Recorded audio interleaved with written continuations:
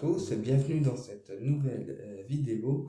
J'espère que vous allez bien. Aujourd'hui, dans cette vidéo, on va voir un sujet qui m'a été demandé par une abonnée de la chaîne qui me posait une question par rapport au défunt, donc la vidéo précédente que j'ai fait précédemment, qui me demandait est-ce qu'un défunt prend la décision de partir seul dans une pièce lorsque son départ physique terrestre arrive. Alors c'est une question que j'ai trouvée intéressante, donc je vais y répondre. Alors déjà, une personne qui est prête à se désincarner, il faut savoir qu'elle le ressent quelques jours avant, d'accord? Puisqu'elle n'a plus envie de voir personne, on sent que le comportement change, on sent qu'elle se libère des choses qu'elle n'aurait pas dites forcément avant. Euh, on a toujours un petit signe de la personne. Par exemple, elle pose sa main sur la nôtre, elle nous embrasse, elle nous dit deux, trois derniers mots, etc.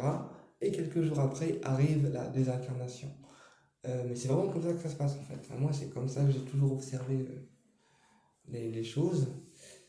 Euh, donc, au moment de la désincarnation, ça dépend.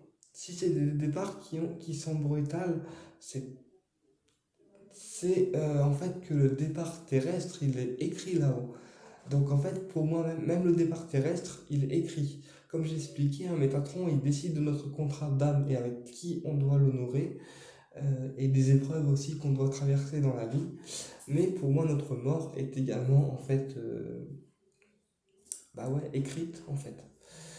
Et une personne qui décide de partir seule, puisque pour moi, c'est les personnes qui décident d'être seules ou non au moment de partir de l'autre côté. Alors, ce n'est pas parce que il vous oublie ou il vous abandonne.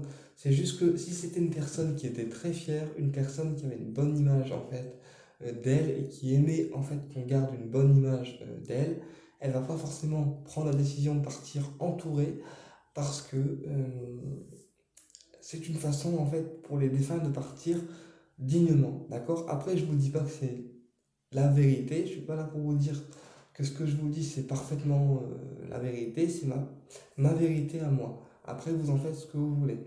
Mais une personne défunte qui prend la décision de partir seule, c'est parce que c'est quelqu'un, si vous voulez, qui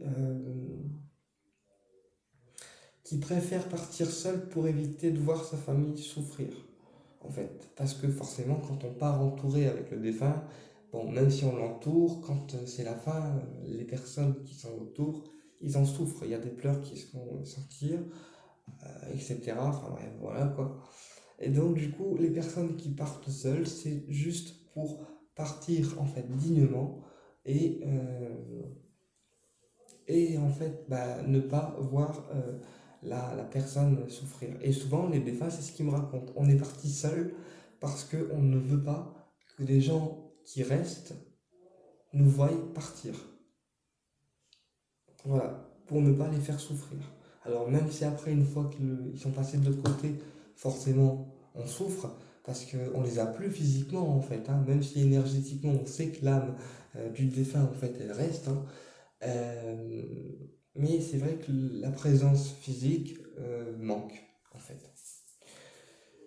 Voilà. Et c'est pour ça que les défunts, généralement après s'être désincarnés, on laisse passer en fait les funérailles, l'enterrement, et que souvent déjà à l'enterrement, on commence à recevoir quelques signes. Par exemple, des fleurs, un rayon de soleil qui se pose sur le cercueil, un oiseau qui se pose sur le cercueil, ou un oiseau qui vole au-dessus, ou autre. Voilà, ça c'est aussi signe que le défunt est toujours près de vous. Alors vous allez me dire, c'est des choses qui sont banales pour vous, un oiseau qui vole au-dessus du cercueil, ou un rayon de soleil qui se pose au-dessus du cercueil. Alors oui, pour vous ça paraît banal, mais ce sont déjà des signes du défunt. D'accord? Pareil, quand on a une musique qui repasse plusieurs fois d'affilée à la radio, et que c'est une musique qui pour nous était sentimentalement importante parce que ça avait un rapport avec le défunt, d'accord, c'est aussi un signe du défunt. D'accord? Donc pour moi, les défunts, oui, ils prennent la décision de partir seuls parce que parce que c'est mieux pour eux en fait. Après, il y a des défunts qui préfèrent partir entourés.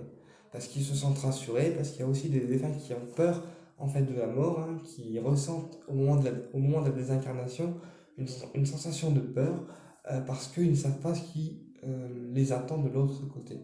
D'accord? Ils savent qu'ils vont rejoindre notre côté, mais le fait de partir et de laisser les siens, ça provoque chez le défunt une sensation de peur. D'accord? Et c'est pour ça que certains défunts préfèrent partir entourés. Voilà.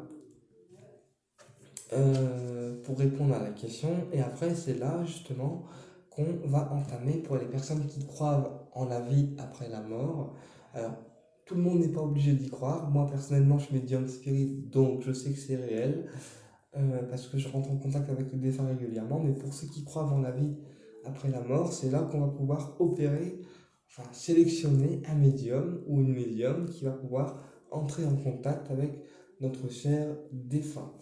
Le contact peut se faire au bout de 6 mois si c'est un départ qui a été préparé.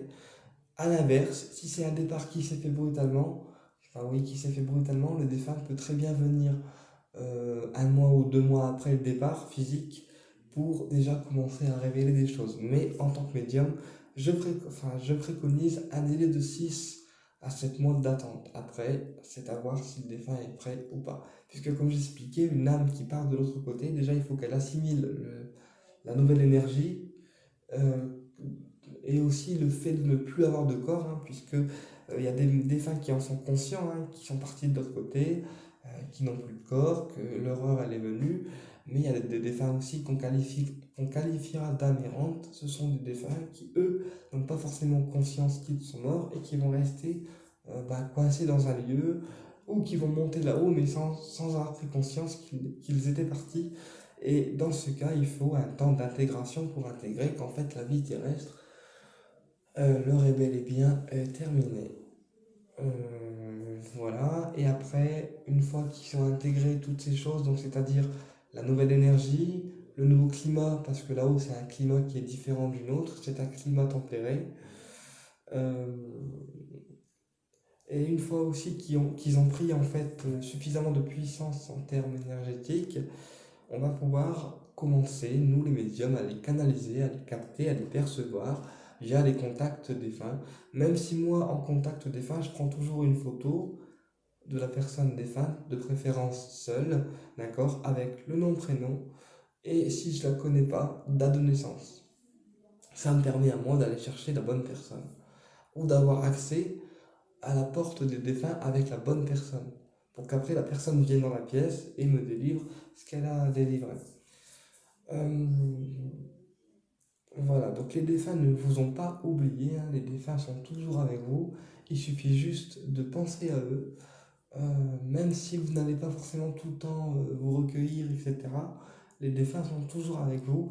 Après, là-haut, ils ont aussi leur propre mission à faire, hein, comme j'ai expliqué dans des vidéos précédentes, parce qu'ils peuvent servir de guide à des personnes, selon ce qu'elles recherchent. Ils peuvent aider les âmes à se désincarner, puisque les défunts peuvent aussi aider une âme qui est prête à partir de l'autre côté à se désincarner. Ils peuvent également montrer le chemin aux âmes qui arrivent là-haut. Ils ont différentes missions en fait. Voilà, donc c'est tout ceci que les défunts doivent intégrer et seulement après on va pouvoir contacter les défunts pour les personnes qui souhaitent les contacter. Voilà, alors les défunts sont, ils ont une capacité que nous on n'a pas, enfin si, moi je l'ai et les médiums l'ont, mais ils ont la capacité de voir la vie un petit peu en avant. C'est pour ça que dans les contacts défunts, ce que j'annonce, ce sont des prédictions en fait qui vont se réaliser avec un petit peu d'avance, puisque les défunts ont cette capacité de pouvoir voir, entendre aussi la vie de la personne terrestre. Donc je pense qu'ils sont accompagnés par des guides qui leur montrent en fait les images. Et du coup, quand ils viennent en contact avec nous, les médiums, c'est pour ça qu'ils nous retransmettent l'information ou les informations selon ce que la personne aura besoin d'entendre ou ce qu'elle se posera comme question. Voilà. Eh bien écoutez, j'espère que cette vidéo a été claire pour vous. Je vous dis à très bientôt pour une prochaine vidéo et au plaisir de vous retrouver.